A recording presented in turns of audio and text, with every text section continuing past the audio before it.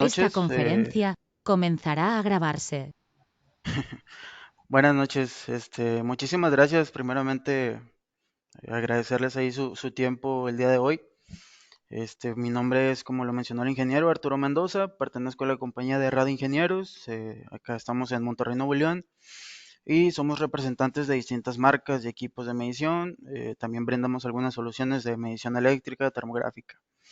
Va a estar acompañándome el ingeniero Manuel Arroyo, quien es el manager de México, y el ingeniero Guillermo Ulloa, que se encuentra ahí entre los participantes. Si tienen alguna duda, pregunta durante la presentación, igual podemos resolverla. La pueden escribir por el chat. El ingeniero Manuel va a estar apoyándome con la lectura de las preguntas, va a estar resolviendo las preguntas técnicas. Pues yo les voy a estar dando la introducción a la marca. Sí. Bueno. Bueno, Bender tiene tres rubros que son los isómeter, son los RCM y los analizadores de calidad de energía, pero ahorita nos vamos a centrar en el monitoreo de corrientes residuales, por sus siglas en inglés, RCM, Residual Current Monitoring, ¿sí? Y pues bueno, el origen pues, es hace 70 años, el ingeniero Walter Bender tuvo la visión acerca de una protección integral contra diferentes riesgos que representaba pues, el suministro eléctrico, por lo que esta tecnología, ingenieros, está situada en el sector minero, ¿sí?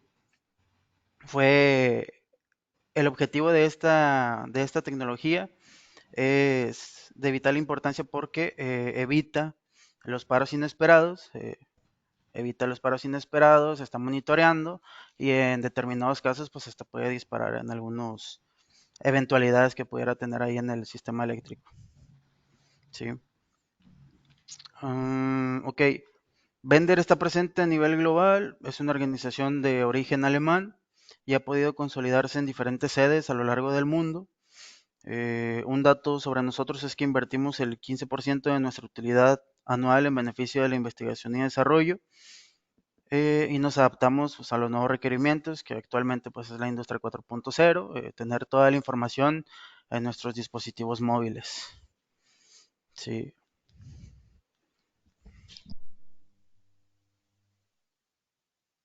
Ok, la importancia en el suministro. La continuidad del servicio debe ser criterio de diseño de cualquier instalación. Es decir, el diseño de todas nuestras instalaciones eléctricas debe soportar todas las cargas y obviamente que estén bien distribuidas, que estén funcionando eficientemente, etcétera, etcétera. Sí. Para cada cierto tipo de industria en sus procesos de producción, pues existen activos críticos, los cuales generalmente no pueden ser interrumpidos en seco o como dice la presentación, intempestivamente por riesgo de algún daño, que se puedan perder datos o simplemente porque pues la producción requiere que esté activo, que este activo esté funcionando, perdón. Por aquí tenemos algunos ejemplos pues muy básicos como la empresa Kia Motors, la empresa Heineken, en cuanto no pierden, si alguna de sus máquinas críticas se avería por 1 hora, 2 horas, y aparte de la falla, pues hay que detectarla, hay que ubicarla. Entonces, a lo largo de esta presentación, vamos a estar viendo cómo es que funciona esta tecnología. Seguridad. La importancia de las protecciones. Ok. Vamos a ver a lo largo de esta presentación, abarcando temas de seguridad de activos críticos, como se los mencioné, conatos de incendio y electrocución.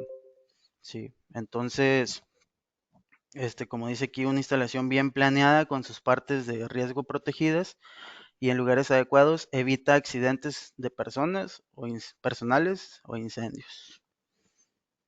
Sí. La diferencia de un cortocircuito monofásico y una falla tierra. Ya todos, creo que sabemos cuál es la diferencia. De igual manera, por ahí estábamos planteando un ejemplo en el que supongamos que tenemos dos tableros. Uno de ellos se le acaba de hacer mantenimiento y al otro pues no se le ha hecho por mucho tiempo. A uno de ellos pues se le dejó una herramienta como casi no pasa aquí en México. una herramienta que está haciendo contacto de una fase y el tablero está a tierra. ¿Y qué pasaría cuando se abre o cuando se energiza? Ocurre lo que estamos viendo aquí en la imagen. ¿Sí? Por otra parte, el falla tierra, supongamos que tenemos un tablero y no se le ha hecho mantenimiento por mucho tiempo, y busca ¿cómo se le puede decir? Un camino conductivo, ¿sí? Y esto sucede a través de un arco eléctrico. Entonces, la diferencia entre una y otra es la magnitud. Una pues, se presenta con en una falla de miles de amperes y la falla tierra se representa como un sobrecalentamiento. No son miles de amperes, pero sí ocurre que pues está calentando el conductor, se está degradando el aislamiento y puede ocasionar pues la falla tierra. Eso es la diferencia, sí, para este tipo de eventualidades. Sí. Y por último tenemos el monitoreo de ¿Perdón? corriente residual. Ajá.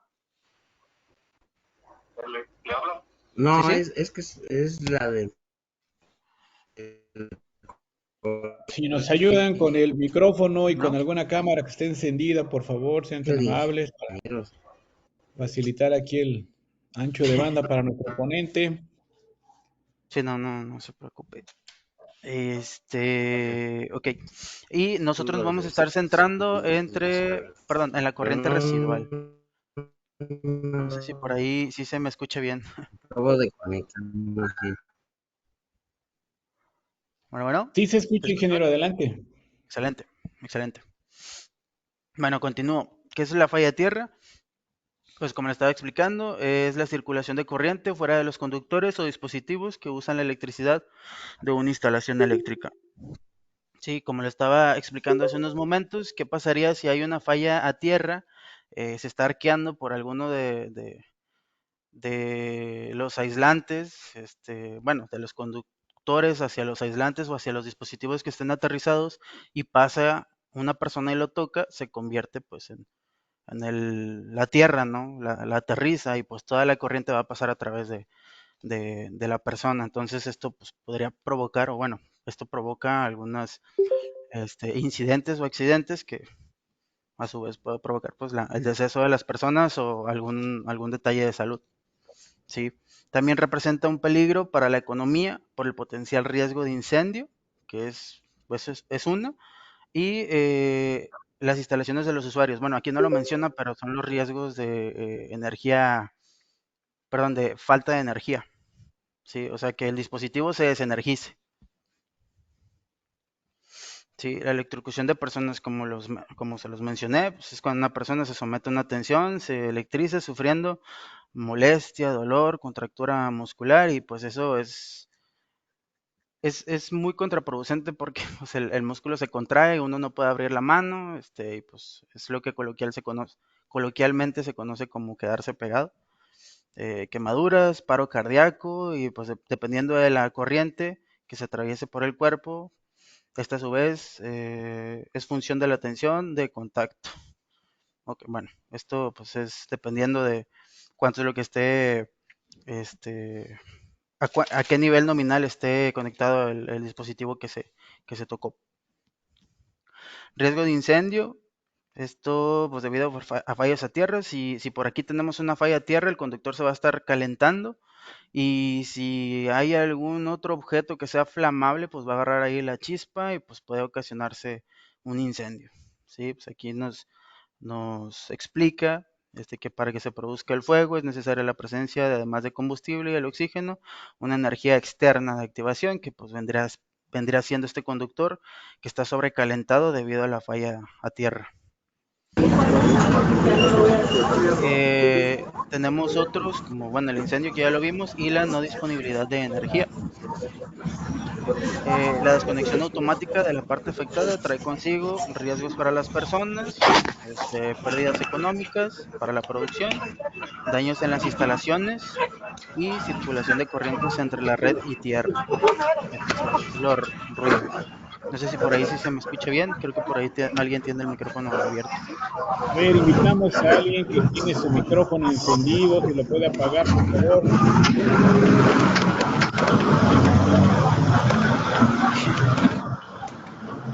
igual, si pueden escuchar, yo continúo. Sí, sí se Este, escucha, ingeniero, pero le ok, pedimos al usuario ahí ok. tome notas a su nombre. Este, las causas de las fallas de aislamiento pueden ser durante la instalación o durante la utilización. La instalación, pues he visto o me ha tocado ver que pues ahí algunos contratistas pues están maniobrando el conductor y se lo someten a estrés mecánico y pues puede ocasionar la ruptura dentro del mismo.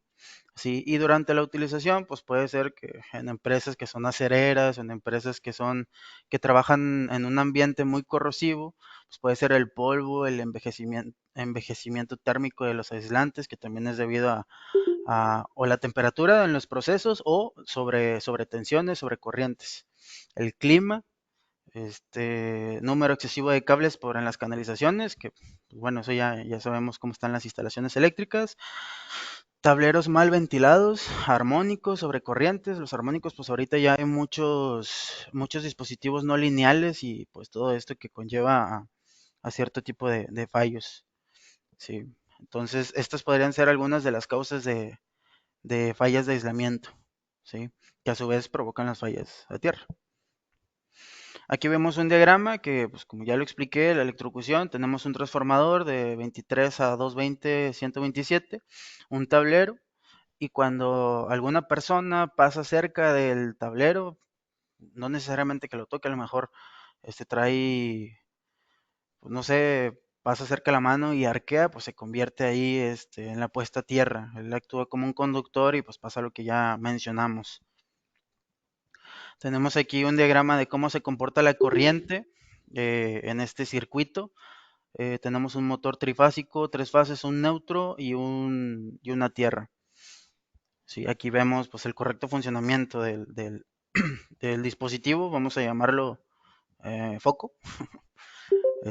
Tiene su conexión a neutro y su conexión a tierra. Sí, y aquí tenemos el correcto funcionamiento de la corriente. Sí, ¿qué pasaría si nosotros tenemos el conductor de la fase al dispositivo fallado? Pues pasa que no enciende y la corriente pasa a través del conductor directamente hasta la tierra y vuelve al suministro. Sí, de igual manera, si se encontrara la falla aquí, entre el foco y el neutro, de igual manera va a encender, pero la corriente se va a dividir entre la falla de aquí y la tierra. Sí. Y lo mismo si tenemos una falla en la bobina de algún motor, pues pasa que la corriente viaja a través de la carcasa está aterrizada y pasa lo que ya hemos visto varias veces, la electrocución. Si alguien lo toca, se hace tierra, puede estar sobrecalentamiento, etcétera, etcétera, o puede ocasionar que este motor, pues abran las protecciones del motor, ya si la falla continúa acrecentándose, ¿sí? En el tiempo. Sí, aquí tenemos cuándo se tiene que instalar equipo de protección contra falla a tierra, que es un 70% de las sobrecorrientes, los ajustes. Todos estos se pueden encontrar en la NOM 001 en el artículo 230, igual con mucho gusto se los podemos proporcionar. Les leo algunas de estos requisitos que son que tiene que ser un circuito estrella sólidamente aterrizado. Su tensión no debe ser mayor a 150 entre fase y neutro. El interruptor principal tiene que ser mayor de 1000 amperes. La máxima calibración de falla tiene que ser a 1200 amperes. Y la apertura tiene que ser a 3000 amperes en un segundo.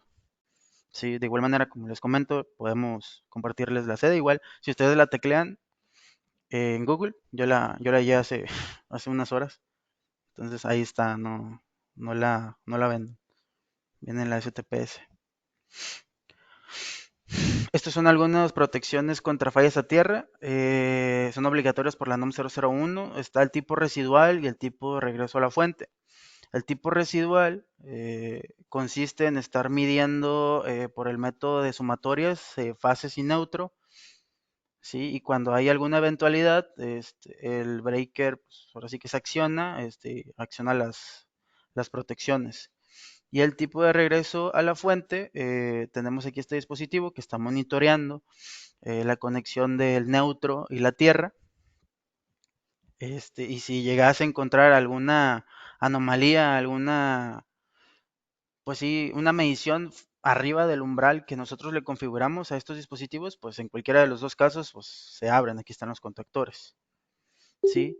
Y este tipo de protección diferencial es el más parecido a Vendor. Bueno, es el que nosotros manejamos. Es obligatoria por la NOM IEC 364 en un sistema TN y TT. El TN protege la vida y la propiedad contra las corrientes de falla de bajo nivel, es decir, que el equipo, la tierra, perdón, los neutros que tiene cada dispositivo están conectados a la tierra, ¿sí? Y en el TN protege las instalaciones donde son instalados cables largos, pero su conexión no es en cada dispositivo, es en el transformador, directamente a tierra con neutro. No sé si por aquí hay alguna duda. Hasta aquí. No, Arturo, permítame nada más complementar Claro. algo adicional. Bueno, como les acaba de explicar el ingeniero Arturo, eh, si ustedes habló de tres conceptos que a veces parece que es una cuestión puramente semántica, mas no lo es. O sea, habló de cortocircuitos monofásicos, habló de fallas a tierra y habló de fallas diferenciales o residuales. Desde el punto de vista matemático, y por eso digo que pareciera semántica, porque desde el punto de vista matemático, pues todos sabemos que son las tres, cualquiera de las tres que acabo de mencionar, o que explicó el ingeniero Arturo, son fallas homopolares, ¿sí? Sin embargo, se les pone, pues, si matemáticamente hablando, digamos que son lo mismo, nada más diferencia entre ellos, como lo comentó Arturo, su magnitud. ¿Por qué se les pone diferente nombre justamente? Y se les llama falla, o sea, se les llama falla tierra, se les llama cortocircuito monofásico, se les llaman fallas diferenciales, defectos diferenciales. La razón tiene que ver con que se atacan de diferente forma. Y cuando me refiero a que se atacan de diferente forma, la manera en la cual yo voy a proteger mis sistemas contra cada uno de estos efectos es total y absolutamente diferente. Debido a que, como en la primera, que es el cortocircuito monofásico, las corrientes van a ser muy grandes, van a ser del orden de kiloamperes típicamente, o sea, del orden de miles de amperes. Entonces, mis protecciones convencionales van a poder identificar y localizar estas fallas y en su momento, evidentemente, como van a ser refasados, igualados o rebasados los ajustes de esta protección, pues una protección simplemente de un interruptor termomagnético, aunque no tenga protección de falla a tierra, es tan grande la corriente que se presenta en una de sus fases que definitivamente lo va a reconocer cuando es justamente un cortocircuito monofásico. En el caso de ya no ser esta, sino ser una falla a tierra, ya los dispositivos, o no cualquier dispositivo, puede ver estas condiciones de falla a tierra, dependiendo justamente la magnitud de esta falla tierra, pero para empezar ya estamos hablando ahora de decenas o cientos de amperes. De hecho, si te regresas una diapositiva, dos diapositivas, Arturo, por favor, ahí. No, ya. La tablita, ahí, ¿sí? Si se fijan, dice la máxima calibración para la falla a tierra son 1200 amperes. Es decir, sin importar si mi interruptor es de 5000, de 6000 amperes, mi máxima calibración debe ser 1200 amperes. Eso nos dice que justamente las corrientes máximas a las cuales vamos a estar esperando proteger son de 1200 amperes. Y ya más severas, pues vamos a empezar a entrar al orden, como decía, de los cortocircuitos, ¿verdad? Monofásicos. Entonces, voy a poner un ejemplo. Vamos a suponer que tengo un interruptor que tiene falla a tierra ¿sí? Y ese interruptor que tiene, bueno, perdón, un interruptor que no tiene falla tierra y que, por ejemplo, es de esos 1200 amperes, ¿sí? Que no tiene falla tierra. Y resulta que de nominal está teniendo unos 900 amperes, ¿sí? O 1000, y tengo por ahí 100 amperes, 80 amperes de una falla tierra. Pues si sumamos los 1000 más los 100, son 1100, y si mi interruptor es de 1200 y no tiene protección de falla tierra, jamás se va a enterar que existe esta falla y va a estar ahí por mucho tiempo, y es a lo que se refería Arturo, que puede provocar primero, pues evidentemente los cables también van a soportar esas corrientes, pero donde se esté presentando el arco, llámese en el motor, en los cables, se va a ir presentando un calentamiento cada vez mayor, degradación de aislamiento, o sea, va a aumentar progresivamente esta falla en temperatura primordialmente hasta convertirse en algo más fuerte y dañino para nuestros sistemas. Y luego de ahí para abajo, justamente la cuestión de las, bueno, pasas a la siguiente diapositiva, Arturo, ahí, y nos dice algunas de las maneras más típicas de hacer la protección de la falla tierra, ya sea con un cuarto sensor en el neutro para interruptores tetrapolares o para interruptores tripolares, también un cuarto sensor en el neutro que nos hace básicamente la suma vectorial de todas las corrientes, que debe ser igual con cero, o como en el segundo caso, el diagrama que está en verde, donde directamente está midiendo las corrientes que circulan en el puente de unión que tenemos entre el neutro y nuestra Tierra, ¿sí? Donde estamos aterrizándolo, ahí justamente ponemos ese sensor, o sea, tenemos nuestro TC, y está evaluando las corrientes que pasan por ahí, que en teoría, si no hubiera una condición de falla, debieran ser cero, ¿verdad? Y entonces ahí las evalúa y hacen los disparos. Y finalmente, el último de los efectos, pasa a la siguiente diapositiva, ¿sí? Que ya estamos hablando ahora de lo mismo que son corrientes justamente a tierra, pero de índoles o de valores mucho, mucho, mucho más pequeños con respecto a la falla a tierra, donde ahora estamos hablando dependiendo de miliamperes o de unos cuantos amperes, donde normalmente los ajustes máximos de este tipo de protección oscilan alrededor de los 30 amperes como valores máximos, y de ahí hacia abajo 20 amperes, 10 amperes, 2 amperes, 500 miliamperes, 30 miliamperes, o incluso, por ejemplo, algunas protecciones como las que se utilizan para los baños, que no son ni siquiera calibrables, ¿no? Que ya vienen a 6 miliamperes. ¿Con qué? Porque pues finalmente es la intención de proteger la vida del ser humano, por eso se utilizan en lugares húmedos, como decía, como los baños, donde ya necesitamos corrientes muy, muy, muy, muy pequeñas para la activación, ¿no? Entonces, justamente la diferencia entre esas tres cuestiones va siendo la magnitud y la manera como vamos a hacer este tipo de protección. Ya, Arturo, disculpa la interrupción, adelante. No, adelante, adelante. De hecho, si los ingenieros por ahí tienen alguna pregunta, le quieren hacer, o en el chat, con todo gusto lo respondemos. Ok. Bueno, continúo. Sí, aquí estoy Bueno, viendo el chat. no sé si haya algunas. Creo que el chat De está arriba momento a la derecha. no tenemos preguntas, ingeniero. De momento no Excelente, hay preguntas aquí en el chat, entonces, adelante, por favor, continúe usted. excelente, excelente. Ok, las protecciones reactivas versus las protecciones preventivas. Tenemos los dispositivos modulares de corriente residual, ¿sí? Y los monitores de corriente residual. Vamos a ver cuál es la diferencia entre ambos, ¿sí? Aquí tenemos un RCD, que es un Residual Current Device, que cuenta con una simbología aquí, que es un contactor, en el cual si aquí se presentara alguna anomalía, alguna falla, manda la señal del toroide para acá y estaría abriendo el circuito, ¿sí? De hecho, aquí vemos dispositivo RCD.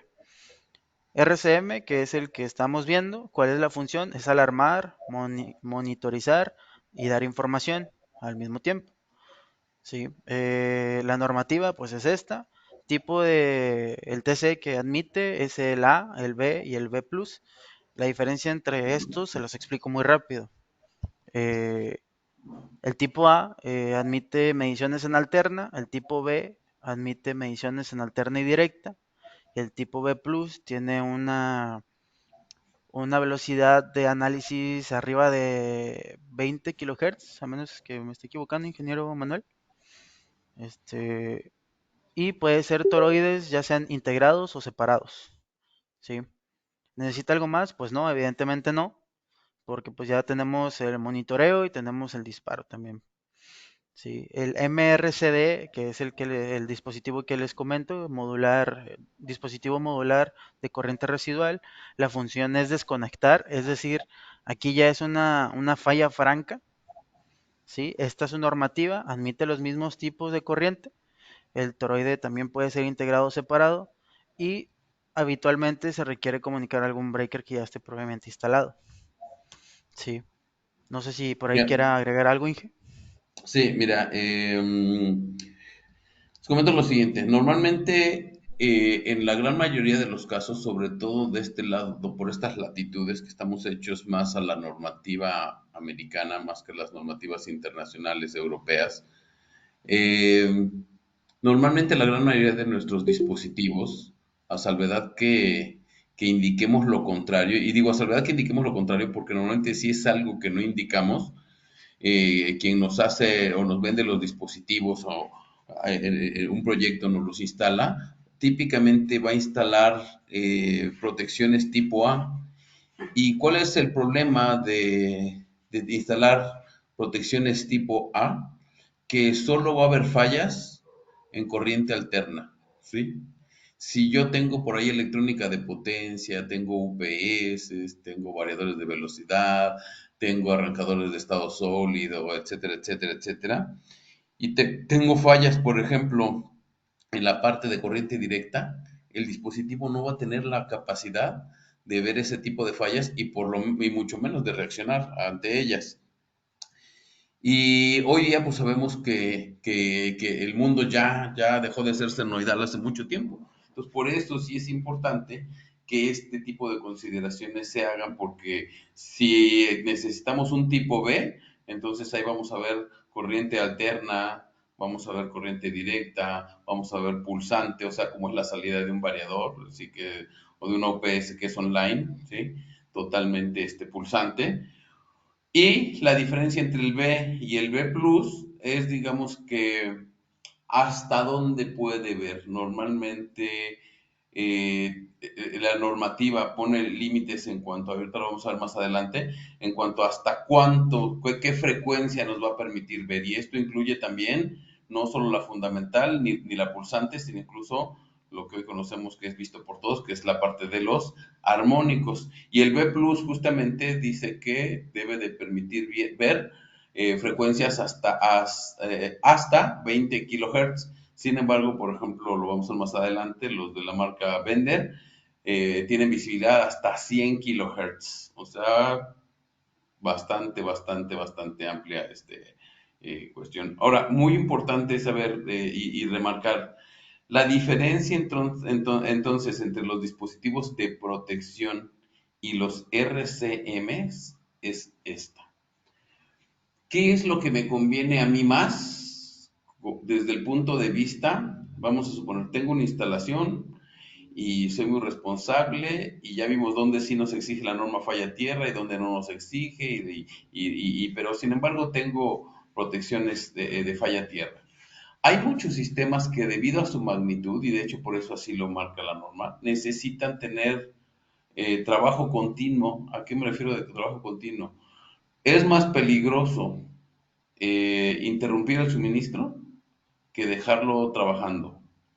¿A qué me refiero? Por ejemplo, ¿qué pasa eh, en una mina, poniendo un ejemplo evidente, donde tenemos sistemas de extracción que están haciendo los cambios de atmósferas y si ese sistema se detiene súbitamente, entonces la acumulación del CO2 no la podemos ver, la acumulación del CO2, sin embargo, el que no la podamos ver no significa que no cause estragos y entonces puede hacer que ahí nuestros trabajadores pues en una primera fase hasta se desmayen, se empiecen a intoxicar o por el CO2 o incluso hasta pierdan la vida. Entonces hay sistemas que debemos, antes de tenerlos, pensar bien si es lo que más nos conviene, ¿no?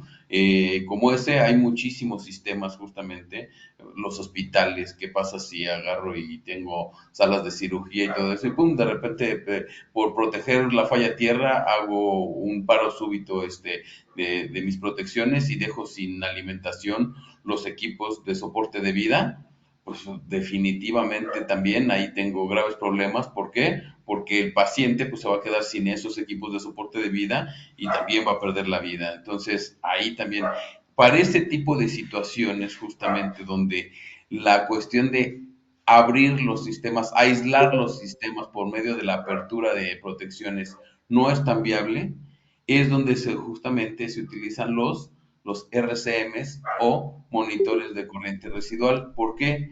Estos dispositivos están pensados de tal manera que primero nos manden un aviso antes de pensar en la desconexión. ¿Un aviso en qué momento? Ahorita más adelante lo vamos a ver, pero la idea justamente es que nosotros podamos mantener el suministro sin interrupción y evitar pues todas las consecuencias que habló Arturo en un inicio, que es los potenciales riesgos de incendio, las electrocuciones y lo que hoy, aunque se cuantifica de una manera diferente, pero las cuestiones de el lucro cesante, que es cuánto te cuesta un paro no programado, ¿verdad? En la industria. Entonces, adelante, Arturo. Así es muy importante de lo que dijo el ingeniero, recalcar que, bueno, para nosotros hacer un levantamiento, conocer la instalación, por ejemplo, si vamos a proponer este tipo de sistemas, saber si hay algún equipo que pudiera meter, digámoslo, algún tipo de ruido en directa, como variadores de frecuencia, este, ¿qué otra cosa podría ser? Algún dispositivo que pueda meter componentes en directa. Por eso nosotros podemos ver aquí que tenemos el toroide de B+, y el B, que admiten fallas o componentes tanto en alterna como en directa. ¿Sí? Entonces, continuamos. Entonces, alarmamos o desconectamos en caso de falla tierra. Aquí nos da un tip la marca, el cual dice el verdadero beneficio para un cliente es no desconectar. Como lo mencionamos, los dispositivos RCM se están monitoreando y nos alarman en caso de algún aumento en el ajuste que nosotros previamente hicimos. Y claramente nos dice que el beneficio para el cliente es no desconectar la instalación de forma inesperada. ¿Sí? Evitar interrumpir las operaciones es igual a un lucro cesante. Sí, entonces algunos dispositivos no pueden parar en seco porque o se dañan dispositivos mecánicos o se pierde información, algunas tarjetas no soportan ese tipo de eventualidades y pues bueno, ya se la saben. Sí. Inge Manuel, ¿me pudiera apoyar en la explicación con lo de la industria 4.0? Sí, por supuesto. Fíjense que una cosa muy importante y que en este punto justamente debemos comentar es lo siguiente. Hemos estado tan condicionados, y esa es la palabra, tan condicionados a cierta forma de hacer las cosas durante tanto tiempo, porque nuestros estándares, nuestras normas así dictan que debemos de hacer las cosas, que hoy día nos cuesta mucho trabajo concebir una manera diferente de hacer las cosas. ¿A qué me refiero con esto? Hoy la parte disruptiva cada vez es más fuerte. Si ustedes me lo preguntan a mí, yo en mi juventud o en mi niñez, si alguien me hubiera dicho, oye, concibes una compañía de taxis que se convierte en la más grande del mundo y la más importante del mundo y que no tenga ni un solo automóvil. ¿Lo puedes concebir? Creo que mi mente no podría haber concebido en ese entonces que eso pudiera existir. Mi mente era, bueno, si va a ser la compañía más grande de taxis, necesita muchos automóviles. Y Uber rompió ese paradigma porque es la compañía más grande de servicios de transportación de taxi y no tienen ellos o no proveen ni una sola unidad. ¿Sí? Ustedes ya conocen ese modelo, ¿sí? Evidentemente por eso es un modelo disruptivo, porque finalmente es la más importante del mundo, pero no tiene ninguna unidad, ¿sí? No tiene ningún automóvil. ¿Qué pasa con Airbnb? Igual, el servicio de pernoctación más importante a nivel mundial y más grande que incluso las más grandes cadenas que hay hoteleras del mundo, ¿sí? Y tampoco tienen un solo inmueble, no cuentan ellos con ningún solo inmueble. ¿Qué pasa con Alibaba? Alibaba Group, ¿sí? Es el mayor minorista global y no dispone ellos de una mercancía, de ni una sola mercancía. ¿Qué pasa con Facebook? Bueno, sencillo, la empresa más grande de medios, todavía la empresa más grande de medios a nivel global y no genera ninguna clase de contenidos. Y encontramos de todo ahí, pero ellos no son quien los genera, sino son los propios usuarios quienes lo generan. Esta parte disruptiva donde la manera de hacer las cosas ha cambiado drásticamente, sobre todo para los que pertenecemos a cierta generación, es muy importante que hoy la contemplemos de una manera distinta, la protección también. Por eso mismo, están cambiando todos los conceptos de protección de un modo reactivo, ¿sí? De modo reactivo al modo preventivo, por todos los beneficios que esto conlleva, ¿sí? Es decir, ahora nosotros estamos, oye, ¿sabes qué? Y los dispositivos de protección y de falla tierra y de esto y lo otro, ¿y qué tan rápidos son? Y nos viene mucho a la cabeza eso, ¿por qué? Porque nos hicieron a la idea que deben ser dispositivos de muy alta, extra alta velocidad para hacer la protección o una protección cada vez más y más y más eficiente en cuanto a la velocidad para aislar esa falla. Incluso por ahí en tableros se empezó a utilizar dentro de todas estas condiciones de falla, tableros justamente que tenían ya las protecciones cuando se generaba al interior del equipo una falla, ya no en el sistema, sino en los propios equipos, sistemas pasivos resistentes al arco eléctrico, donde parecen unos búnkers, ¿no? Y lo que hacen es contener en su interior las condiciones de falla y por medio justamente nada más lo que hacen es direccionar toda esa presión positiva para que no la proyecte hacia donde el usuario pudiera encontrarse. Y algunos otros modos más, como la parte de detección de luz, detección de elevación de presión a ultra alta velocidad, para en caso de ocurrir esa falla, podamos aislarla con más velocidad. Pero hoy, ¿hacia dónde nos está llevando justamente ese cambio de paradigmas? Hacia la cuestión preventiva, es decir, hay que hacer algo antes de que se vuelva grave. Y eso es justamente lo que es los monitores de corriente residual. Dispositivos que van a estar vigilando nuestro sistema y dándonos notificaciones cuando ya vamos en camino de una situación grave. No cuando ya estamos en ella, como son las protecciones actuales, sino cuando nos estamos encaminando hacia ellos. Entonces, eso junto con lo que es la industria 4.0 y que uno de sus principales factores es la industria 4. El Internet de las cosas, nos está llevando justamente a esos modelos. ¿Por qué? Porque ahora las notificaciones y todo lo tengo al alcance del bolsillo. El manejo de datos con el Big Data. Entonces, todas esas grandes herramientas de la industria 4.0, decía, el Big Data, los datos en el almacenamiento en la nube, el Internet de las cosas, justamente están haciendo en combinación con esta nueva forma de ver las cosas, una manera más preventiva que nos evite justamente todos los grandes problemas que nos acarrean los defectos de aislamiento en nuestros sistemas.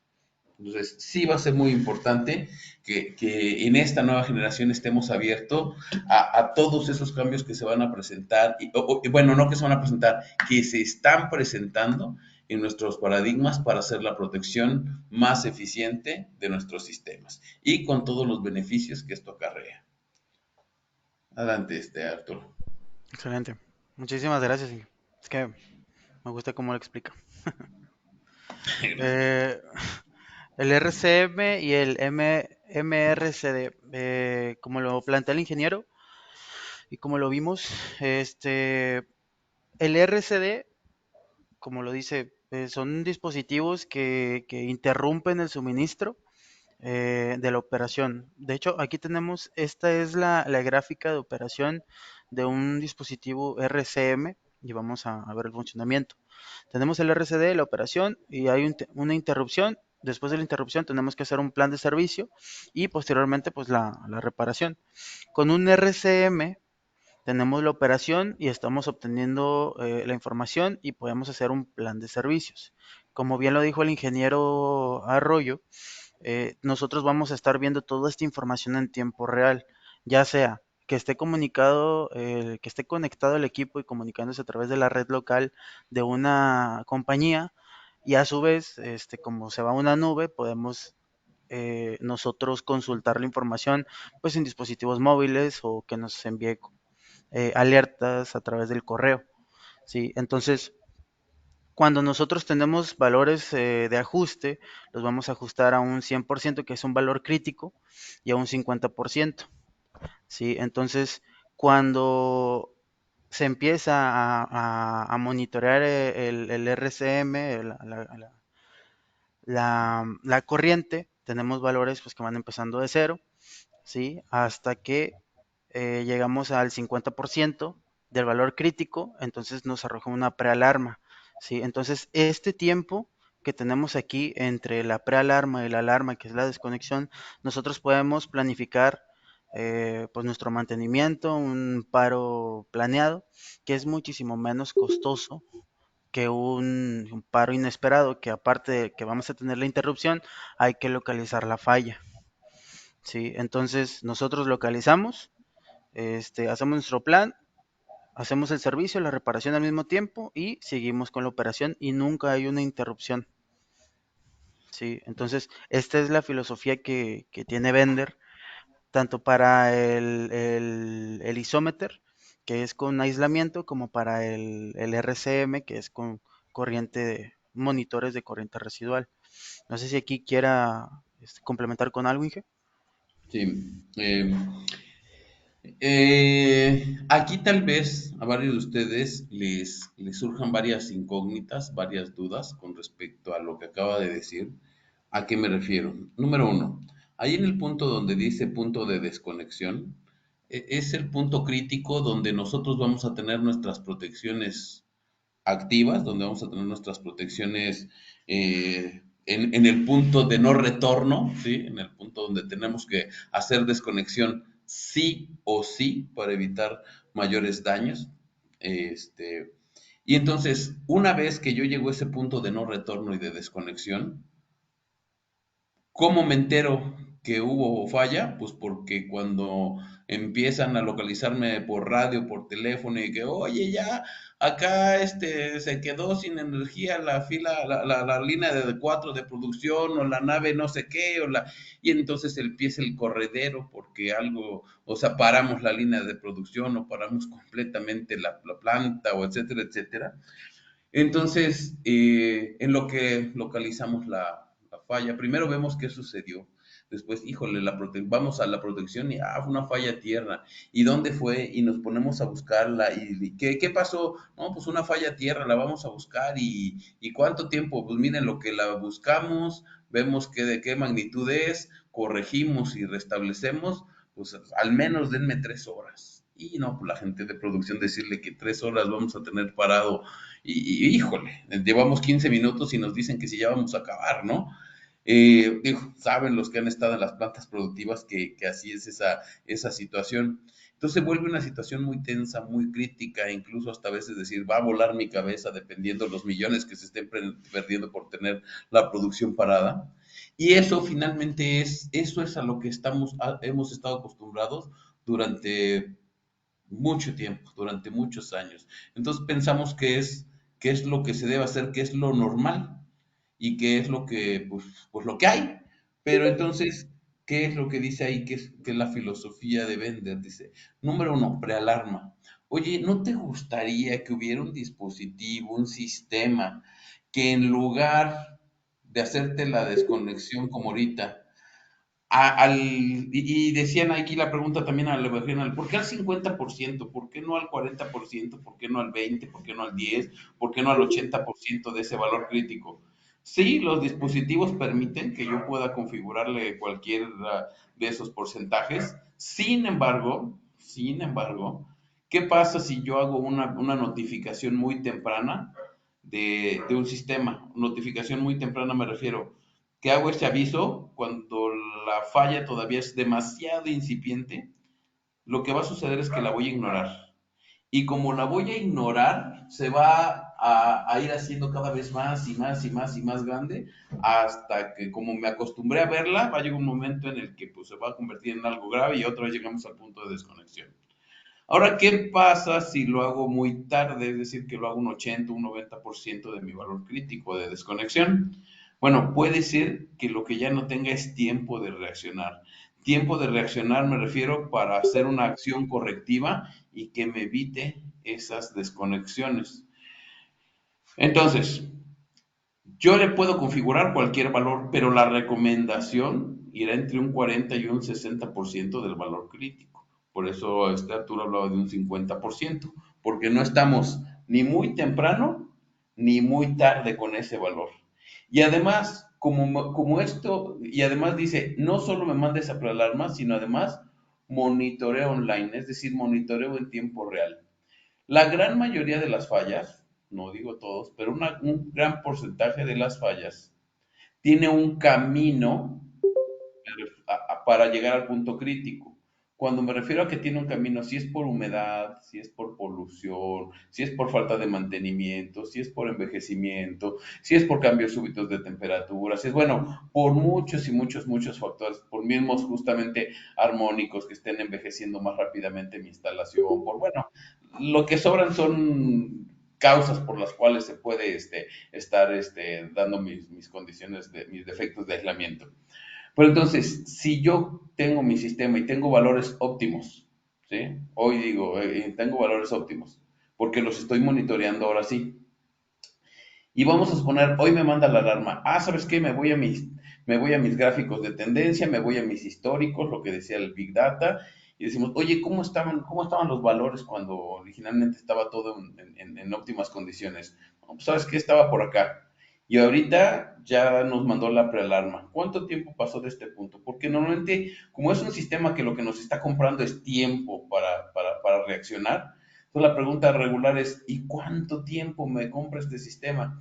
Depende mucho de qué es lo que esté provocando el defecto de aislamiento. Sin embargo, otra vez decía, si yo estoy analizando el periodo desde cuando estaba todo óptimo al punto de la prealarma, y vamos a suponer que pasaron 6 semanas en ese periodo que está evolucionando la falla de esa manera, entonces yo podría tal vez presumir que del punto ahora de prealarma al punto de desconexión o punto crítico, tal vez pudiera tener otras 6 semanas.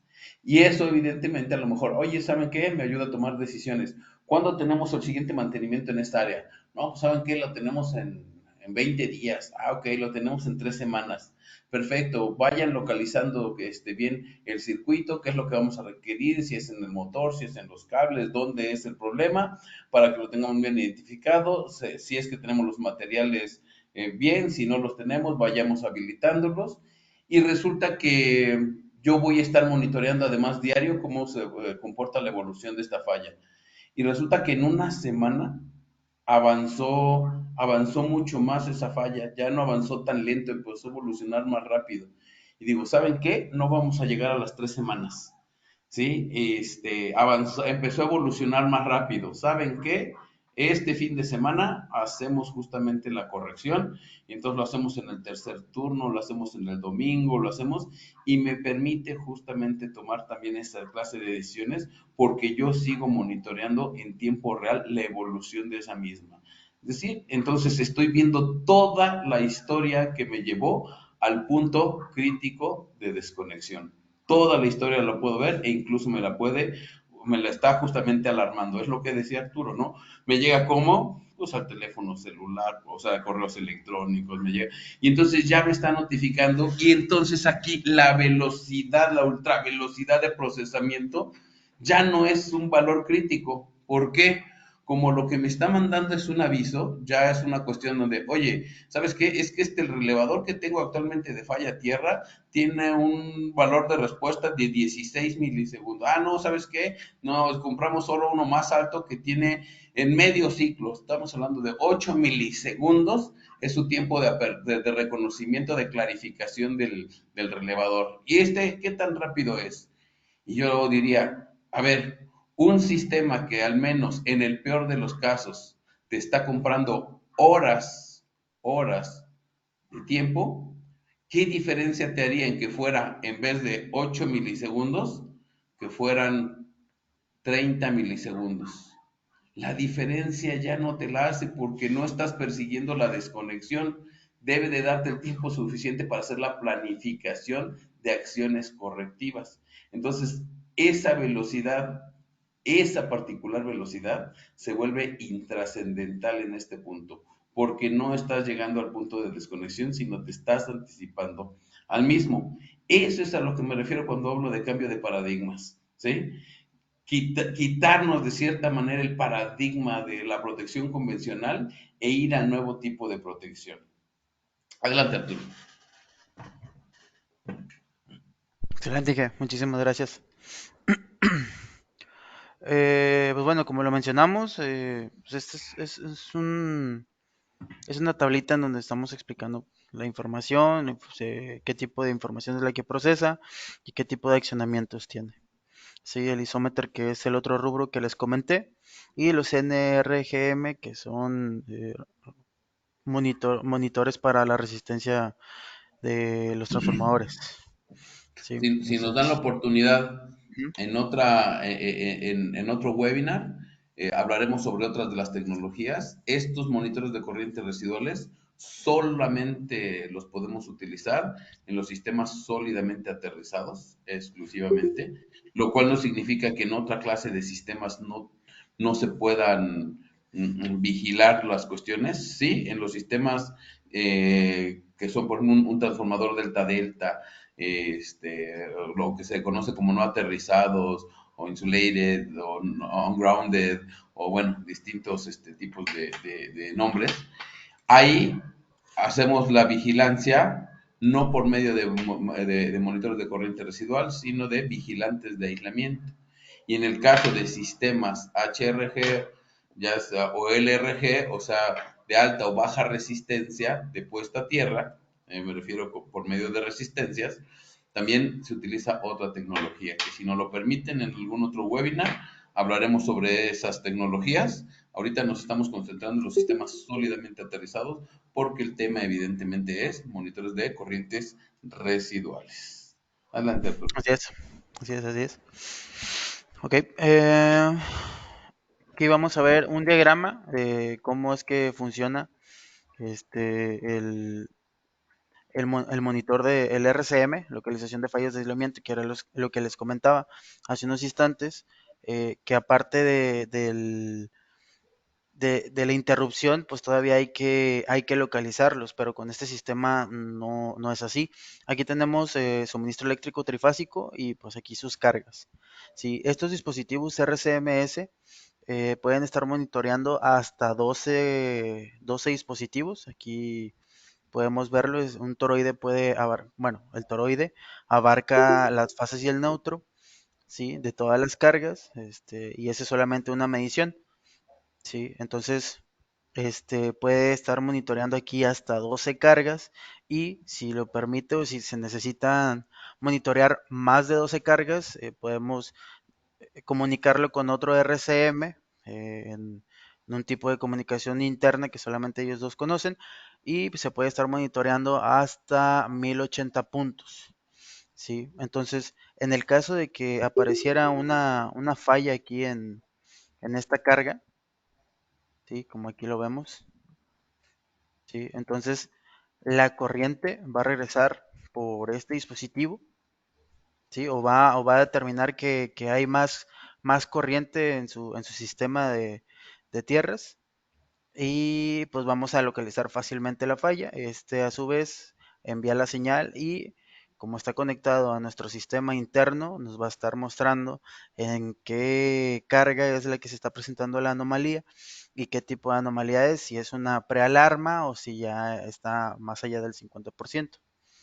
Sí, Bueno, entonces, ujú, perdón, nada más, sí, estas adelante. 1080 cargas que menciona Arturo, consideren esto, se refiere a lo siguiente. Normalmente, sobre todo, que la idea es tenerlos en un sistema de monitoreo generalizado, en un sistema de monitoreo remoto. Eh, Podemos al mismo dispositivo de comunicación o gateway ponerle hasta 1080 puntos de medición, es decir, 1080 circuitos. Pues si estamos hablando a lo mejor de una planta grandísima, no quiere decir que, ay, si necesito 2000 o 3000 puntos, ya entonces ya no los puede medir. No, sí, definitivamente sí lo puedo hacer. Nada más que pues necesitaré otro módulo de comunicación, así uno cada 1080, ¿no? No quiere decir que no se puedan integrar, sino nada más que, digamos, es la limitante del módulo de comunicación para el monitoreo remoto.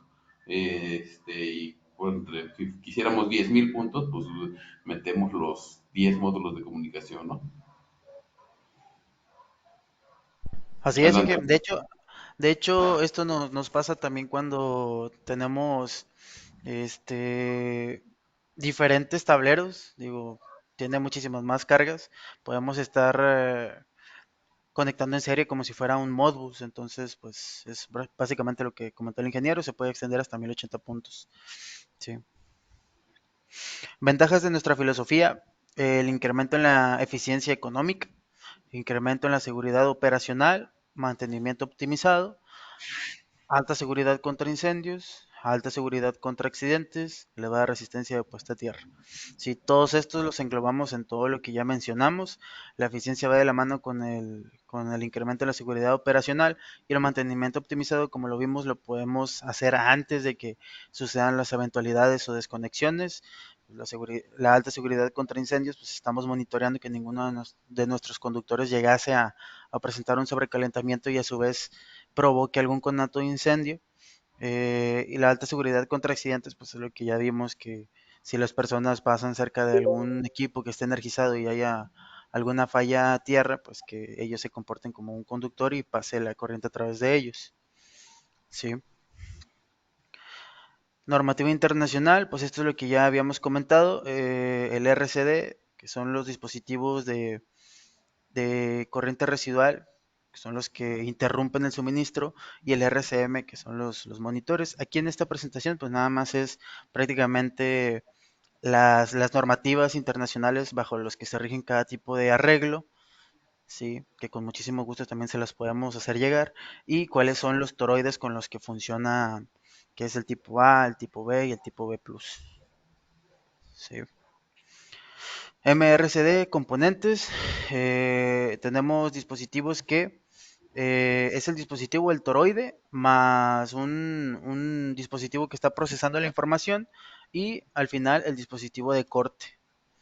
Sí, es lo que les comentamos, todo esta combinación que requiere de un arreglo más, que es el interruptor, que es el que va a disparar la protección, pues es a lo que se refiere por MRCD. Sí, estos son sus componentes. Sí, son para sistemas que ya están previamente instalados, o también estos también los podemos suministrar nosotros. Sí. Una aplicación podría ser la siguiente: de detección de fallas a tierras y la apertura de un circuito de potencia en X. Ok. Este módulo electrónico con transformador de corriente. Inge, ¿me podría apoyar con la explicación de este dispositivo? Sí, básicamente aquí en Vender, como finalmente es un mercado el mercado más común en México, de la parte de desconexión. Esta clase de dispositivos también los tenemos. Ahí sí, si me preguntan cuál sería el diferencial de tu dispositivo MRCD contra otros MRCDs del mercado, como tal, hablando desde el tipo de desconexión, Ninguno, todos desconectamos, todos lo hacemos rápido, o sea, no ofrecemos ninguna ventaja competitiva. ¿Qué es lo que hace nada más? Eso sí, a un interruptor que tenga una bobina MIP-top dependiendo, una bobina de disparo, ¿qué es lo que vamos a hacer? Porque así lo marca justamente que este tipo de dispositivos así pudiera ser, habilitarlo con falla tierra, poniéndole justamente el RSMD eh, asociado a un interruptor, como dije, que tenga ya sea MIPTOP o bobina de apertura, y así podemos nosotros hacer la desconexión directamente, que es lo que son los MRCDs, ¿no? Hacer desconexión como tal. Otra vez, eso es el viejo paradigma, sí es uno, de hecho normalmente es la que termina justamente muchas de las personas, de los usuarios, de las áreas de ingeniería, determinando por qué. Pues porque dice, es que es lo que exige la norma. Y aquí hay un punto bien importante que me gustaría comentar, porque basado en lo que acabo de decir hace un rato y lo que dije en este momento, y que ha explicado Arturo, normalmente nos dicen, oye, entonces tú me estás diciendo que si pongo esta clase de dispositivos, ya no necesito protección de falla tierra como tal. La respuesta se las voy a dar con una analogía. Durante muchos años, en los automóviles se supo que, bueno, se empezó a ver que había accidentes y se empezaron a desarrollar tecnologías para que, una vez que sucedían estos accidentes, el usuario tuviera los menos efectos colaterales posibles, incluso daños, pero pues salvar la vida. Y por ejemplo, se empezaron a desarrollar muchas tecnologías como las barras laterales para contraimpactos, se empezaron a desarrollar los cinturones de seguridad y esos cinturones de seguridad que también tuvieron una respuesta muy rápida de bloqueo, que además fueran en vez de 2 puntos como eran al principio los cinturones de seguridad, que fueran de 3 y los materiales del propio cinturón y muchas cosas del tipo de fijación se fueron optimizando a través del tiempo para que brindara mayor seguridad. Después aún dijeron, ¿sabes qué? Mira, ya nos dimos cuenta con la experimentación que tampoco termina siendo lo más óptimo el cinturón de seguridad porque todavía se estrellan contra el volante y todavía se estrellan la cabeza así de lado contra un impacto lateral y, bueno, entonces, ¿qué pusieron? Ponle bolsas de aire y entonces originalmente empezaron con una en el conductor, en el piloto, y después con piloto y copiloto, y ya hay actualmente automóviles que tienen hasta 13 bolsas de aire, ¿no? O sea, por todos lados. Y entonces todas esas tecnologías partieron del mismo paradigma. ¿Cuál es el mismo paradigma? Una vez que colisiones hay que hacer sistemas que te resguarden, ¿sí? Y que te eviten los mayores efectos colaterales. Ese es el paradigma del cual partían todas esas tecnologías. Ahora, alguien dijo, vamos a partir de un paradigma diferente. ¿Y cuál es el paradigma diferente? Ustedes están partiendo de la colisión. ¿Y si hacemos un sistema anticolisión?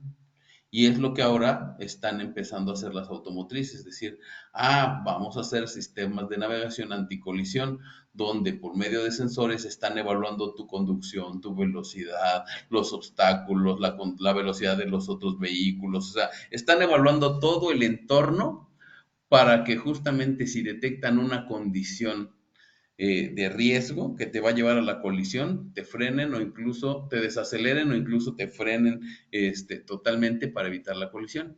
Y si alguien preguntase, entonces con un sistema anticolisión ya no vas a requerir las bolsas de aire y el cinturón de seguridad, la respuesta es por supuesto que las vas a requerir, porque hay casos en los que tú no vas a provocar la colisión, sino alguien más las va a provocar. Entonces el sistema no te va a decir que frene o que te diga frena o lo que sea, otro es el que no frenó, ¿verdad? Otro es el que se impactó contra ti. Entonces, definitivamente en esos casos vas a necesitar las bolsas de aire y vas a necesitar el cinturón de seguridad. Hablando desde el punto de vista eléctrico, entonces, oye, entonces es lo mismo.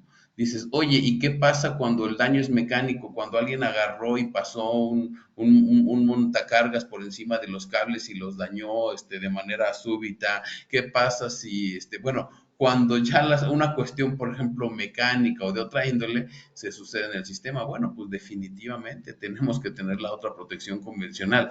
Sí, lo que está haciendo es un complemento para el estadístico general de incidencia de este tipo de fallas sea reducido en la medida de los porcentajes que puedan ser reducidos por las causas que lo ocasionan y que eso normalmente nos va a hacer una reducción de incidencias bastante altas. Pero finalmente este dispositivo MRCD, como otra vez les comentaba, es lo que la mente de todos los ingenieros electricistas tenemos programado. Entonces, una de las maneras de convertir un dispositivo, un breaker que no la tiene a protección de falla tierra, esa sería la que estamos viendo. No es preventiva esa que estamos viendo en la dispositiva no es preventiva, es reactiva totalmente. Pero finalmente también es algo que pues tenemos y desarrollamos. Aunque en esa particularmente oferta no tenemos un diferencial. O sea, todos los que hacemos eso, de hecho me atrevo a decir que casi nadie tiene un diferencial. ¿Por qué? Pues servimos para lo mismo, detectar y abrir lo más rápido que se pueda. Punto. Adelante, Arturo. Así es. Gracias, Inge. Ok. Aquí tenemos las normas existentes de rango de frecuencia, que es el tipo A, funciona en un rango de frecuencia de 500 a 60, que es en alterna, el tipo AC, el tipo A 42 a 400, sí, un rango de frecuencia de medida de producto Bender, pues está entre 42 a 2 kHz, que es el RCM 42X y el RCMS 150. El tipo B que va de 0 a 2 kHz, que es el que les mencionaba, de 2 a 2 kilos, y el B Plus que es de 0 a 20 kilos Hertz, de 0 a 100, que es el MRCB 30X o el RCMB B30X. Y estas pues son el tipo de RCB que funciona para cada sinoidal, ya sea en alterna, DC pulsante o smooth NDC. Es lo que les comentaba hace rato, fíjense. El Ujú. tipo A, la normativa nos dice que debe de reconocer fallas entre 42 y 400 Hz. Eso dice la norma. Los dispositivos de Bender, dependiendo, va entre 42 y 2 kHz o desde 0 hasta 1 kHz, dependiendo del tipo de RCM. Es decir, pero muy, muy por encima de los requerimientos que marca la norma. Para el tipo B, marca de 0 a 2 kHz. Ahí para los tipo B estamos con lo que requisita o lo que refiere justamente la normativa internacional. Para el tipo de los B+, la normativa marca de 0 a 20 kHz y nuestros dispositivos van hasta 100 kHz. O sea, básicamente en dos de los tres casos excedemos con mucho el requerimiento normativo. Es decir, la gama de reconocimiento es mucho, mucho más amplia en nuestros dispositivos. Así es. Así es. De hecho, aquí en Red tenemos un lema que es ir más allá de lo que requiere las normas. Sí, pues aquí lo estamos viendo, ¿no? Sí. Entonces, la detección de fallas del tipo B y tipo B+, que era lo que mencionábamos, que era lo que les mencioné, de hecho, que se me fueron los nombres. Algunas componentes que pudiera haber en el sistema pueden ser los variadores de frecuencia, rectificadores, como aquí lo vemos, ¿sí? Los drivers, los pulsos, y si tenemos ese tipo de componentes en un sistema, pues debemos utilizar este tipo de dispositivos que son los toroides tipo B o tipo B+, dependiendo el sistema, sí, que era lo que comenta el Inge en la diapositiva pasada, ¿sí?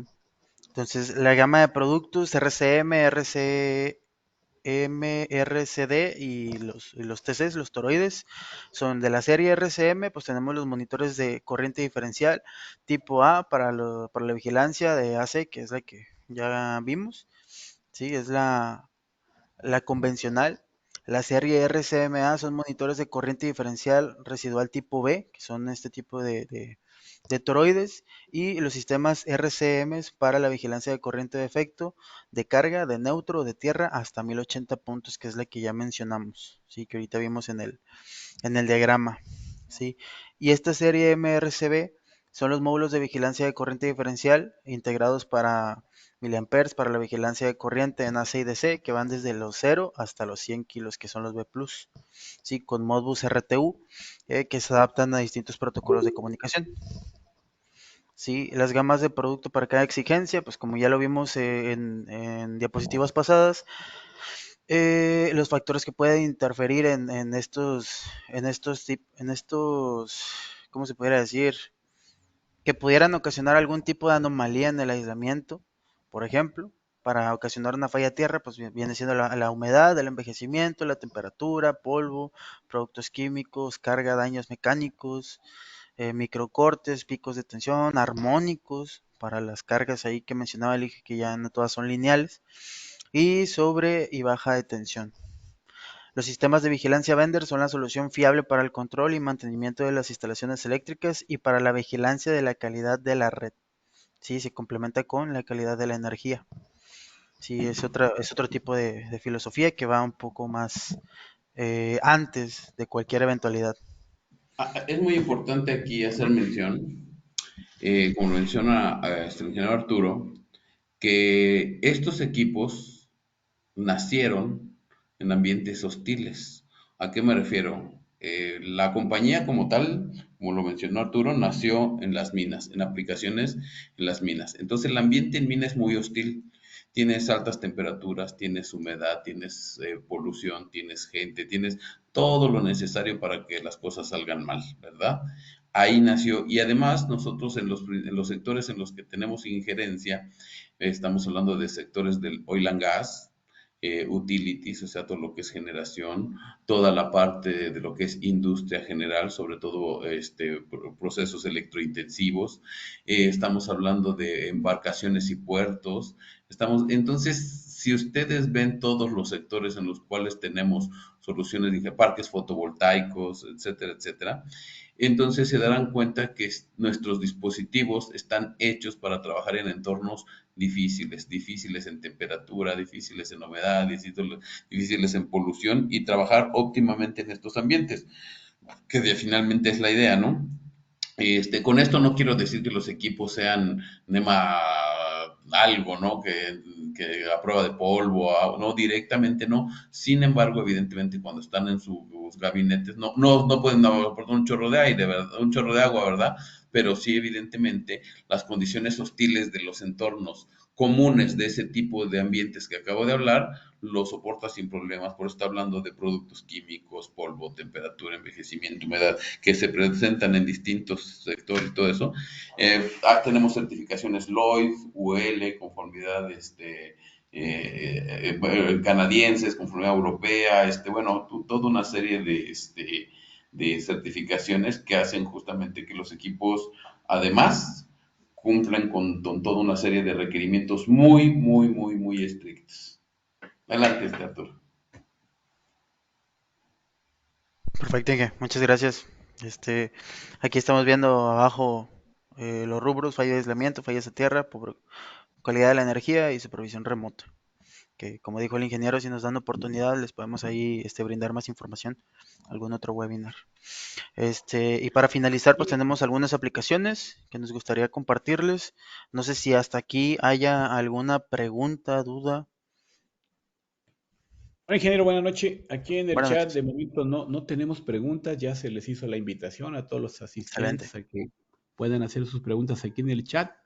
Estamos al pendiente de sus preguntas y en cuanto las formulen, se las hacemos llegar a ustedes.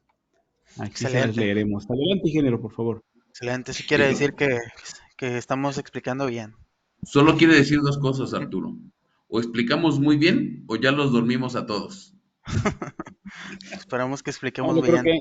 que, está muy interesante esta plática y creo que han sido eh, muy contundentes sus explicaciones, sus formas de llevar la sesión y considero que los ingenieros pues están esperando aquí el momento, ¿verdad? De lanzar las preguntas. Aquí Perfecto. dijeron nada Claro. más respecto a disponibilidad en el mercado, creo que noticias hay. Es probablemente lo que se refiere a lo que estaban comentando ustedes de todo esto que nos están diciendo. Aquí Eduardo García nos dice, es respecto a disponibilidad de mercado, pues aquí en Querétaro, ¿no? ¿Qué noticias hay de esto que están comentando, de lo último que estaban comentando? Disponibilidad, ¿te refieres a, si se refiere a tiempos de entrega, esto, o disponibilidad en cuanto a que los podamos poner rápido en Querétaro? Mira, RAD es nuestro distribuidor, está en Monterrey. Monterrey.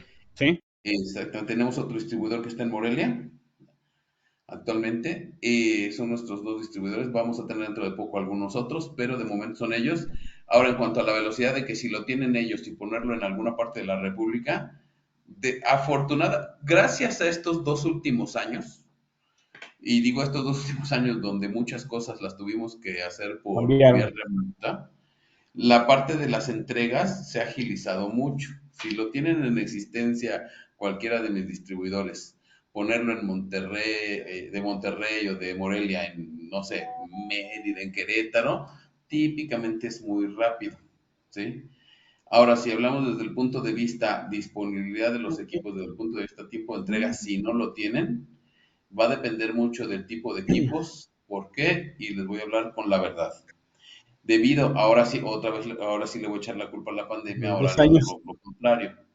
Sí, el suministro de los microprocesadores se nos ha estado volviendo un tema, no solo a nosotros, a todos los grandes fabricantes, Siemens, Schneider, ABB, Rockwell, etcétera, etcétera, porque la gran mayoría de los fabricantes de electrónica utilizamos microprocesadores de un tercero, ¿verdad? O sea, aunque la electrónica todo sea el diseño nuestro, el microprocesador no lo fabricamos nosotros. En la gran mayoría de los casos, casi nadie fabrica sus propios microprocesadores, ¿no? Y con esto de la pandemia, evidentemente, por los teléfonos, las tablets y las computadoras que se disparó la venta, entonces a todos los que nos surten electrónica nos están dosificando el suministro de microprocesadores. Por ende, hoy estamos con tiempos de entrega, cuando no los tenemos en existencia, un poquito largos, unas 8 semanas, para hacerles de 8 a 10 semanas, para serles sinceros. Pero es por esa razón, no es que siempre hayamos estado así, esperemos que en cuanto a esto, y además luego la adicionamos a la parte de Ucrania con Rusia, el conflicto bélico, nos complicó mucho las cosas en muchos aspectos en Europa. Entonces, debido a eso, hoy sí tenemos esos tiempos de entrega, 8 o 10 semanas aproximadamente, cuando algo no lo tenemos en existencia.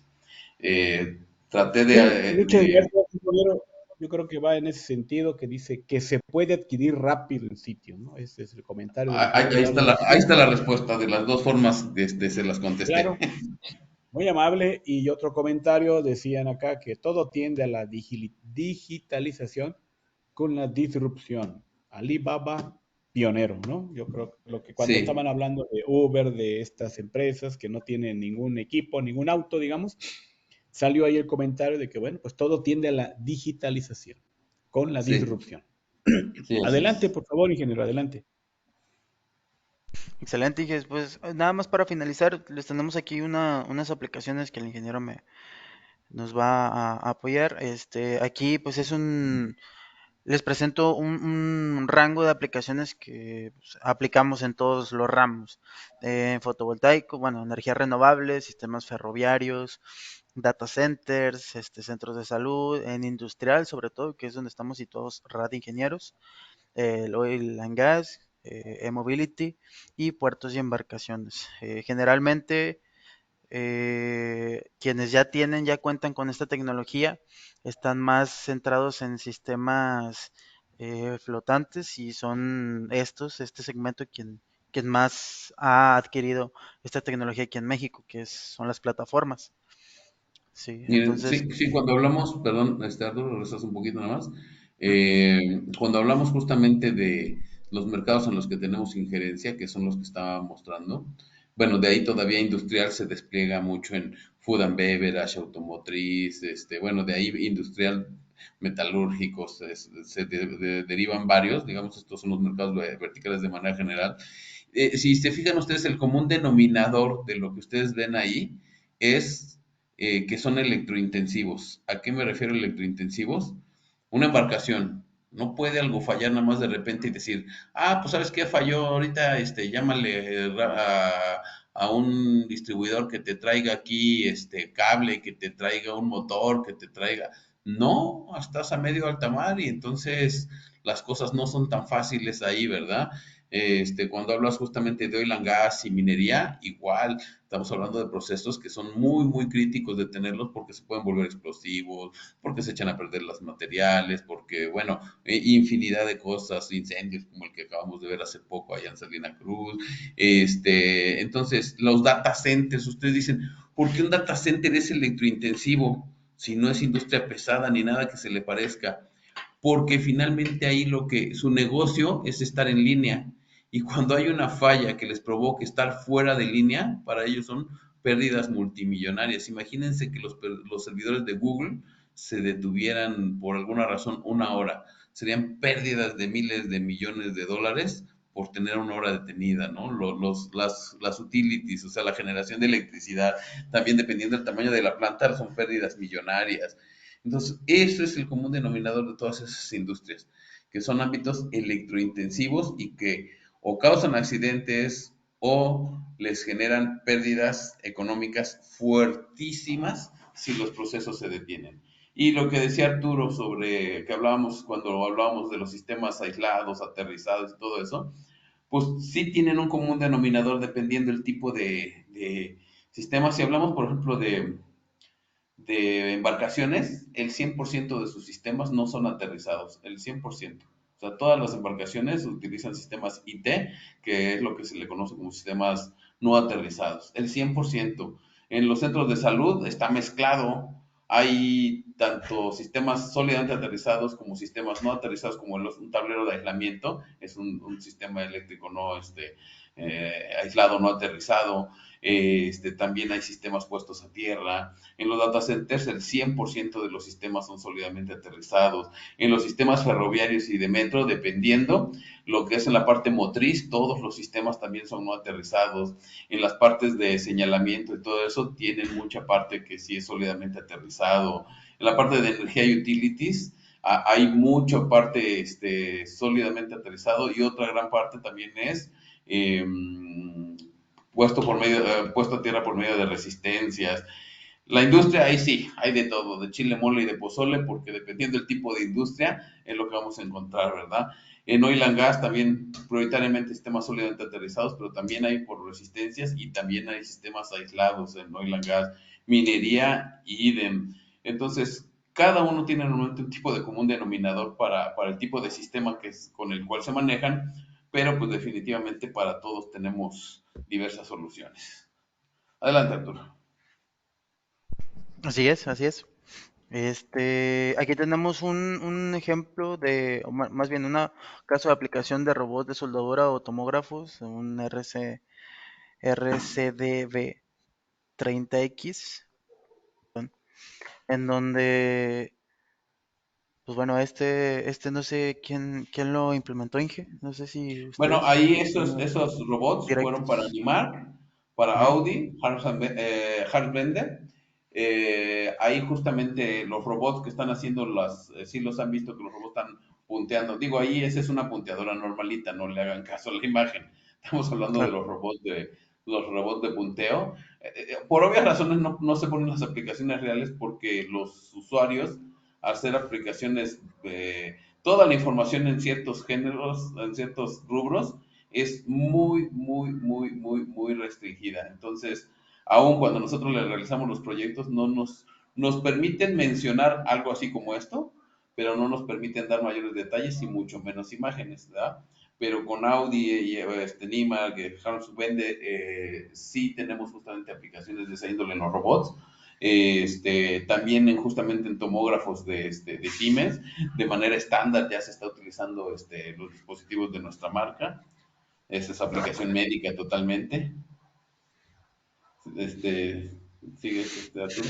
Perfecto. Sí, de hecho hay una aplicación muy similar en las soldadoras de la empresa, no sé si se puede decir, una empresa coreana de carros, esa con Ujú. K. Y sí, también es la misma aplicación, para estar monitoreando los motores de cada uno de los brazos robóticos. La aplicación en un en un teatro de verano Ramón Colazo, este es de Uruguay, y pues igual, monitoreo de fallas de aislamiento en un sistema TN con circuitos principales y secundarios. Sí, y Ahí aquí se preguntarán que para qué se utilizó la tecnología Vender. Bueno, un día sucedió esto. En un concierto en la noche, con lleno total del auditorio, resulta que justamente cuando están de inicio casi del concierto, hay una falla en alguno de los equipos. Porque además recuerden que siempre son equipos móviles los que llegan y ponen, no son equipo fijo. Entonces el equipo móvil típicamente está más susceptible a condiciones de fallo debido al trajín que tienen natural, ¿verdad? Entonces resulta que ¡pum! Se dispara todo. O sea, quedan iluminación, audio, video, todo, se fue debido a una falla. Entonces el problema es que no podían restablecer porque no localizaban en qué circuito había sido la falla y cuando restablecían, ¡pum! Otra vez se disparaba la protección. Resulta que empezó a haber algunos heridos, no de gravedad, porque cuando la gente se empezó a desesperar y trataron de desalojar y todo, bueno, esto así que empezó el caos, entonces hubo algunas personas aplastadas. Ninguna pérdida que lamentar adicional, pero sí hubo mucho caos, hubo algunas cuestiones de intentos de demandas precisamente por daños, por no tener ni la iluminación, cosas por el estilo. Entonces decidieron justamente aplicar la tecnología para que, como son equipos móviles, cuando alguien conectase sus equipos y detectaran que en alguno de los circuitos está la condición de falla, pues poder decir, ¿sabes qué? Revísate tus equipos porque alguno ya viene con broncas, ¿no? Por eso es que se instaló la solución en esa particular aplicación. Sí, Arturo. Bueno, ahí está. Sí, Ahí sí nos de hecho aquí permitieron está tomar ya, fotos. así es. Sí, aquí está el método de conexión que pues no es tan invasivo. Bueno, la verdad es que no es invasivo, teniendo algún espacio ahí en los SMs, realmente el equipo va montado sobre riel, y eh, pues aquí está conectado directamente el toroide y ahí está monitoreando. Sí, las tres fases con su neutro. Sí, sin problema alguno. Es un equipo pequeño relativamente, y puede ir dentro de cualquier CCM, y si no, pues es muy fácil de instalar, simplemente pues a otro CCM con un riel y sin problema alguno. Sí. Entonces, aquí tenemos una aplicación en data centers en la Ciudad de México, la empresa Continental, que es un fabricante alemán de ruedas para vehículos, y cabe recalcar que los alemanes siempre le dan, pues abren las puertas a tecnología que son de los mismos alemanes o europeos. Entonces, pues aquí fue, me imagino que muy Sí. fácil la aplicación en data centers. Aquí básicamente la empresa Continental ya hizo 2 data centers aquí en México. Bueno, de sus plantas, evidentemente. Cuando hablo yo de data centers, acuérdense, no forzosamente tiene que ser un data center que se dedique a dar servicios de data center. Los data centers que hoy día las propias empresas tienen se han vuelto importantes por el tipo de manejo de información que se tienen los mismos, ¿verdad? Por uso de robots, por comunicaciones, etcétera, etcétera. Entonces, básicamente la empresa Continental ahorita ya tiene como estándar nuestra tecnología en todos sus data centers. ¿Para qué? Para justamente el tier, ven que ahí va por tier, que tier 1, tier 2, tier 3, tier 4, que tiene que ver con la criticidad o las horas fuera de servicio que puede tener el data center en todo el año. Y ya estamos hablando de continuidades que normalmente van del 99% de continuidad para arriba. Y tú dirías, o sea, ¿quieren llegar al 100? Sí, la idea es tener 0 horas y ahorita los tier 4 estamos hablando que ya estamos hablando de unas cuantas horas de falla al año, ¿no? Estamos hablando de todas las 365 por 24, la cantidad que da de horas, normalmente son, si mi memoria no es infiel, menos de 5 o 3 horas de falla al año. Y estamos hablando que llegar a un 99 terminan siendo de todos modos como 30 horas de falla. Entonces, por eso es que van apretando cada vez más, porque es muy grave la parte de continuar en el servicio en los data centers. Estas implementaciones ya dos se hicieron en México con la compañía, les decía, de hecho realmente no es Ciudad de México, es Aguascalientes y León. Así es, de hecho, era lo que comentaba el Inge, que cómo tener un sistema de prevención de fallo en un sistema de data centers. Pues esa es la respuesta. Se puede haber pérdidas de datos significativas, por ejemplo, los data centers que tiene pues el INEGI, las empresas que también tienen sus propios data centers. Sí, nos ha tocado también para las compañías de cable, sí, que instalan data centers ubicados en ciertos puntos. Hay una aplicación que tienen. Este es el diagrama que se utilizó, cómo se comunicó, cómo se conectó, diagrama de conexión. Sí, y pues finalmente pues agradecerles, aquí están nuestros datos, el ingeniero Manuel Arroyo y un servidor, Arturo Mendoza, y pues estos son nuestros datos. Si tienen alguna pregunta, igual estamos aquí para atenderla, ya sea con el suministro o algún proyecto que tengan, también podemos estarles apoyando. No sé, ahí Inge Rubén, Inge Y Manuel. sí, bueno, primero más bien, no sé si tienen, dicen las líneas trifásicas, ahí hay una Así es pregunta. lo que les iba a leer. Sí, en las líneas Sí, en las trifásicas, líneas. en un solo toroide, sí, de hecho, mira, te comento lo siguiente. Como son toroides, bueno, esto es para el ingeniero Daniel Sierra, quien lo pregunta. Te comento lo siguiente. Normalmente, nosotros podemos aplicar esta tecnología en cualquier tipo de sistema monofásico, bifásico, trifásico a 3 hilos, trifásico a 4 hilos, corriente directa, en fin. Entonces, ¿cuál es, digamos, para resumir todas las respuestas en la misma que tú estás haciendo? Es esto. Tienen que pasar por el interior del toroide todas las líneas activas que pertenecen al mismo circuito, ¿sí? Entonces, si tengo, por ejemplo, un tablero donde tengo cargas trifásicas, monofásicas, bifásicas, ¿qué puedo hacer? Por ejemplo, colocar uno como general para que me esté checando todos. Y por ejemplo, por circuito, decir, en la que es monofásica, entonces tiene que pasar por adentro del toroide la fase y el neutro, menos la tierra. Si es un sistema bifásico, si es un circuito, perdón, bifásico, pues las dos fases, ¿sí? Si es un sistema trifásico a 3 hilos, entonces las 3 fases tendrían que pasar.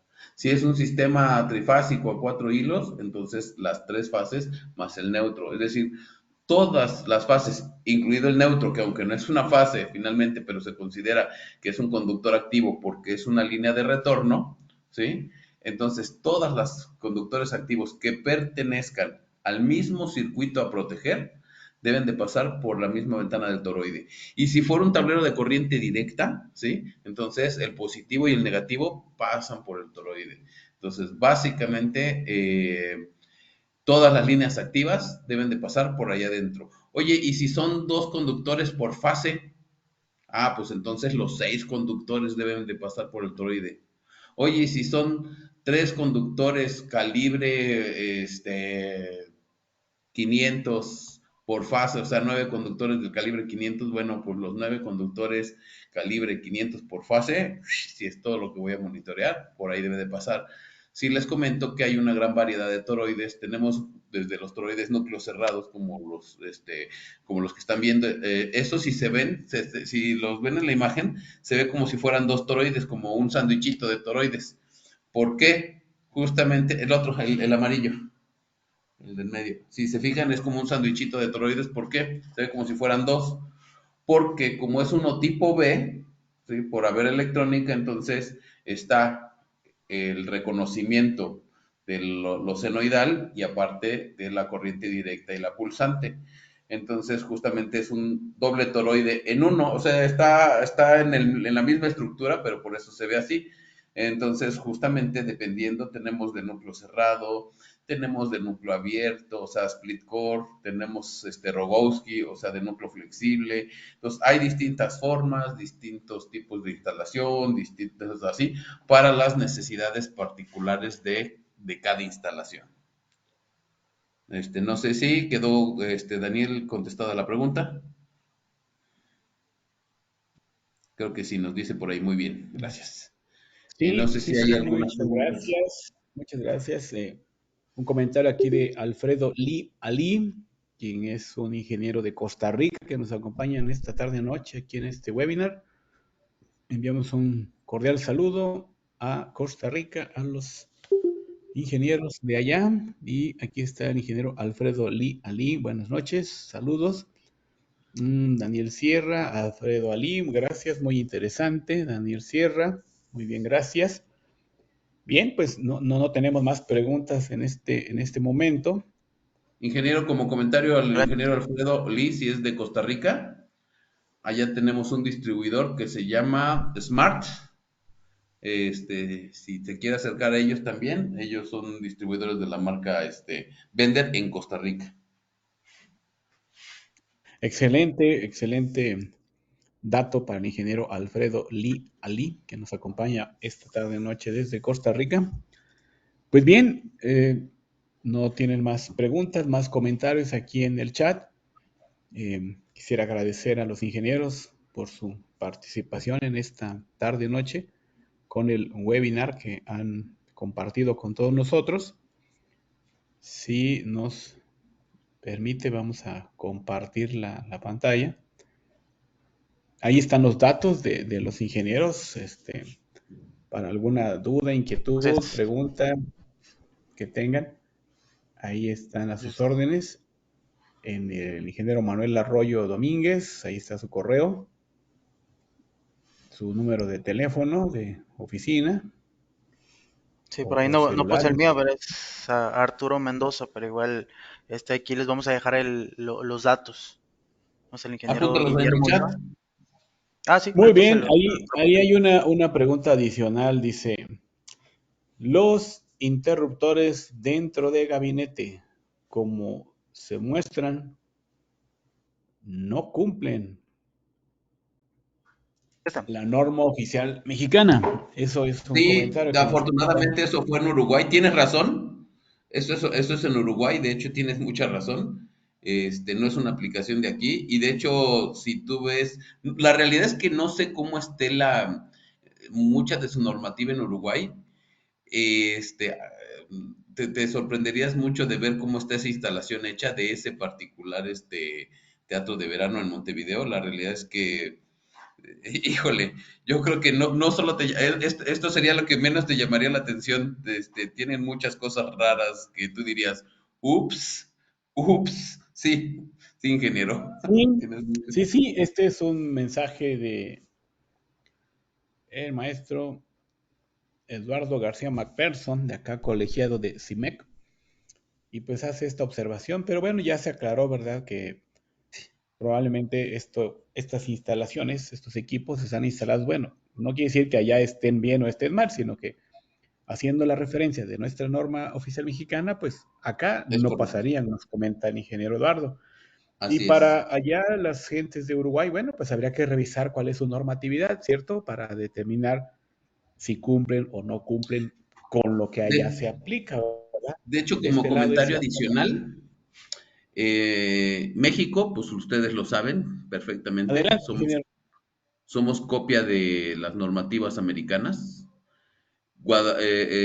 Belice, Guatemala, igual. Conforme te vas acercando al centro o sea, a Centroamérica, las normas empiezan a estar combinadas. ¿A qué me refiero? Normalmente empiezas a tener normativas europeas o americanas en el propio país, curiosamente. Y conforme te vas yendo hacia el sur, los cumplimientos son más bien europeos. ¿Sí? Digo, lo hemos observado nosotros digo, no quiere decir que sean totalmente europeos y que eso incluso esté cumpliendo la normativa europea. No estoy queriendo decir con eso tal, pero sí Es así, conforme estamos más cercanos a Norteamérica, a Estados Unidos, tenemos más copia de sus normas y conforme se van haciendo hacia el sur, más copia de normas europeas y consideraciones europeas, por cierto. Pero muchas gracias, es muy, muy cierto y muy importante hacer esta clase de observaciones. No, Sí, muchas gracias ahí al maestro Eduardo.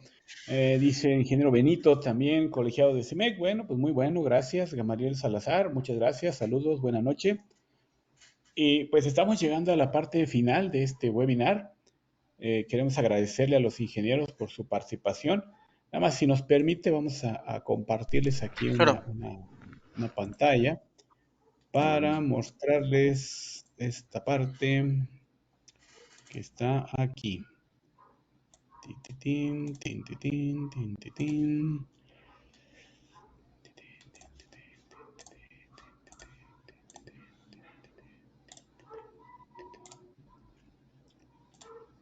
¿Me confirman si ya se ve en la pantalla?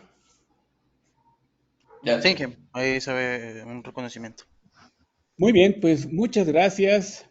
A nombre del Colegio de Ingenieros Mecánicos, Electricistas, Electrónicos y Profesiones Afines del Estado de Querétaro, en este quinto Consejo Directivo 2021-2023, otorgan el presente reconocimiento a Manuel Antonio Arroyo Domínguez por su participación como expositor en el Círculo de Estudios mediante el webinar Monitoreo de Corrientes Residuales, llevado a cabo el 17 de mayo de 2022, de 19 a 21 horas, con una duración de 2 horas. Firma el ingeniero Gustavo Manuel Espinosa Rutter, presidente del quinto consejo. De la misma manera, un reconocimiento para el ingeniero José Arturo Mata Mendoza, también por su participación como expositor en el Círculo de Estudios mediante el webinar Monitoreo de Corrientes Residuales, llevado a cabo el 17 de mayo de 2022, de 19 a 21 horas, con una duración de 2 horas. Y también firma nuestro presidente, el ingeniero Gustavo Manuel Espinosa Rutter, presidente del quinto consejo directivo. Bien, con esto damos por terminada esta sesión, este webinar. Y vamos a ponerle por acá, entonces,